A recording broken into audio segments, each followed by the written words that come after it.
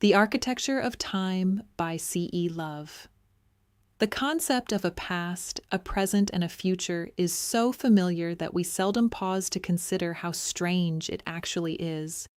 We speak of time as though it were a road divided into three territories: the country behind us, the small patch of ground beneath our feet, and the landscape waiting somewhere beyond the horizon. Yet these territories are not truly separate. They are less like neighboring nations than interdependent dimensions of a single existence. Against this understanding, we often hear the advice, live for the moment. It is usually offered with good intentions. It encourages us to notice what is before us, to stop worrying about what cannot be changed, and to avoid surrendering today to anxieties about tomorrow. There is wisdom in that. A person who never notices the present may discover that life has passed while they were remembering or anticipating it, but taken literally, the phrase becomes philosophically impossible. The moment in which we decide to live has already begun to disappear before the decision is complete. The present does not remain still long enough to be inhabited. It is not a room in which we may settle comfortably, arrange the furniture, and close the door against yesterday and tomorrow. It is more like a doorway through which the future continuously enters and the past continuously departs. In the blink of an eye, the present becomes memory. A moment ago, this sentence was in the future. Now it is being read in the present. Almost immediately, it will belong to the past. The three conditions are not isolated chambers, but movements within one continuous process. Perhaps the present is not a place at all. Perhaps it is the point of transformation at which possibility becomes experience and experience becomes memory. To live exclusively in the present, therefore, would require us to exist without memory and without anticipation.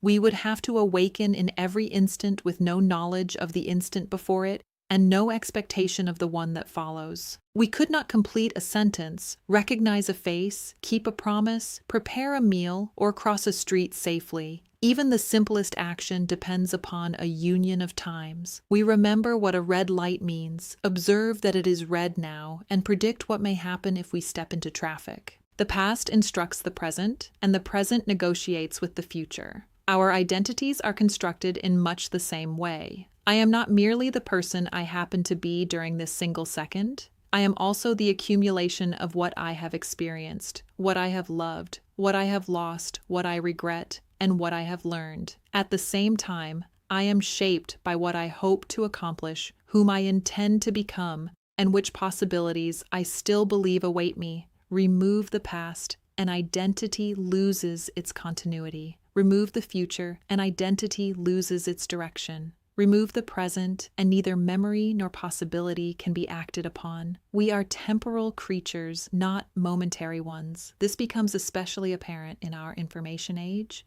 Historical events are cataloged, classified, digitized, and preserved in archives of almost unimaginable size. Historians, scientists, philosophers, and ordinary people examine the past not merely because it is interesting, but because it may illuminate the conditions of the present and influence the decisions that shape the future.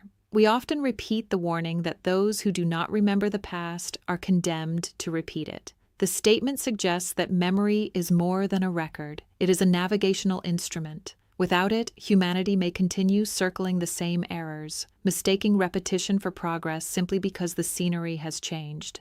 A civilization without memory would resemble a traveler who destroys the map after every mile and then wonders why the same ravine keeps appearing. Yet memory alone is insufficient. We cannot live entirely in the past any more successfully than we can live only in the present. The past may offer guidance, but it can also become a prison. Nostalgia can polish old hardships until they appear golden. Regret can turn a single mistake into a permanent residence. Grief can persuade us that because something beautiful has ended, nothing beautiful can ever begin again. The past deserves to be consulted, but it should not always be obeyed. The future presents an opposite temptation. Some people live almost entirely in anticipation. They endure the present for the sake of a better year, a better job, a better relationship, or a more favorable set of circumstances.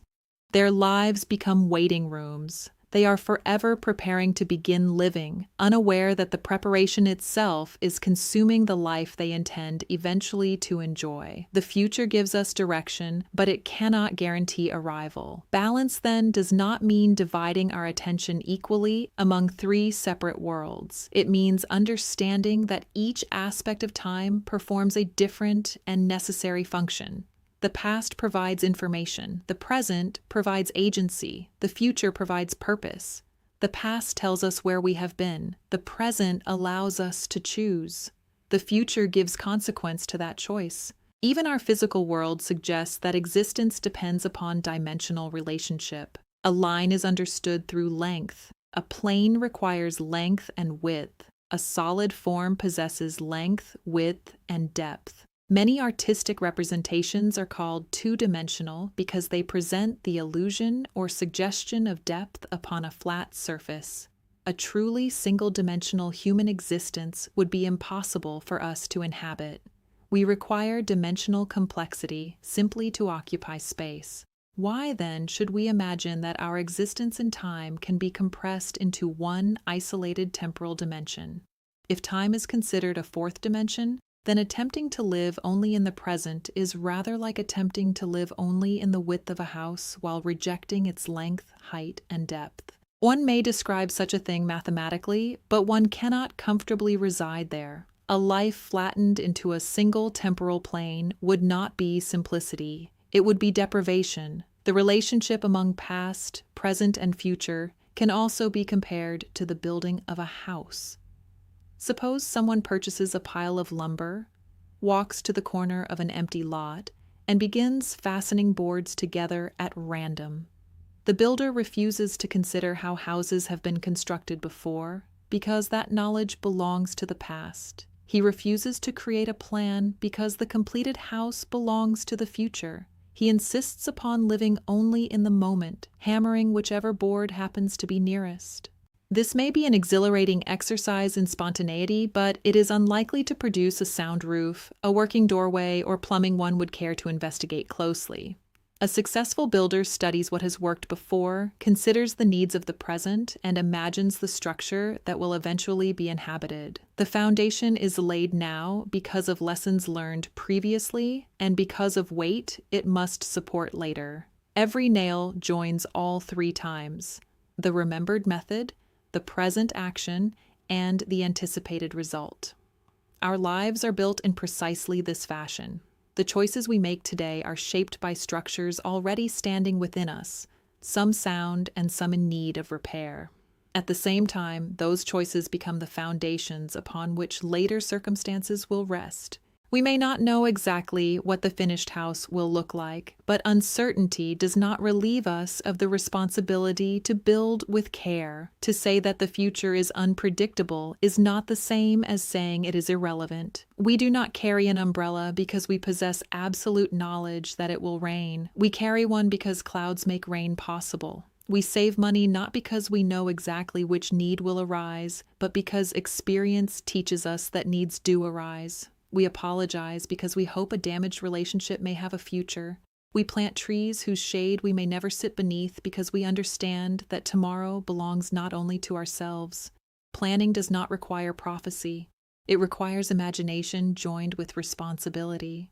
The idea becomes even more intriguing when we consider the possibility of multiple timelines or a multiverse containing innumerable versions of events. In such a speculative universe, every decision might open a different path. Each alteration could create a new sequence of consequences, another future unfolding from the same point of departure. But even there, the relationship among the three aspects of time would remain. A branching timeline still requires something from which to branch. Each possible future emerges from conditions established in a past and altered by a decision in a present. Infinity does not eliminate causation, it multiplies it. Perhaps this is why the thought of endless possibilities can feel like both a blessing and a curse. If every choice creates another road, then existence contains extraordinary freedom, yet freedom carries the burden of consequence.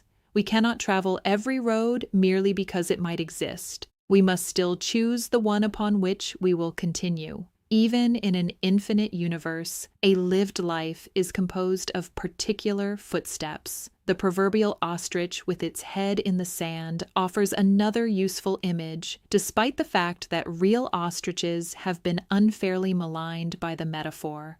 The imagined bird believes that because it cannot see danger, danger has ceased to exist. Its small darkness becomes the entire universe. In much the same way, a person who refuses to consider the past or future may mistake narrowed awareness for freedom, but ignorance does not dissolve consequence. A danger unseen is still capable of arriving. A debt ignored still gathers interest. A wound unexamined may continue to shape behavior. A future unconsidered is still being constructed, even when no one admits to building it. We do not escape time by refusing to look in one of its directions. This does not mean that we should spend every present moment dissecting history or anxiously calculating every possible tomorrow. Such a life would be exhausting and perhaps equally unbalanced. There are moments when the wisest thing we can do is surrender ourselves to immediate experience, to listen completely to a piece of music, to taste a meal, to watch sunlight travel across a familiar face, or to feel the hand of someone we love resting within our own. But even these moments acquire depth from time. Music moves us partly because one note remains in memory while the next is anticipated. Love has meaning because of what has been shared and what is still hoped for. Beauty becomes precious because we know the moment cannot remain.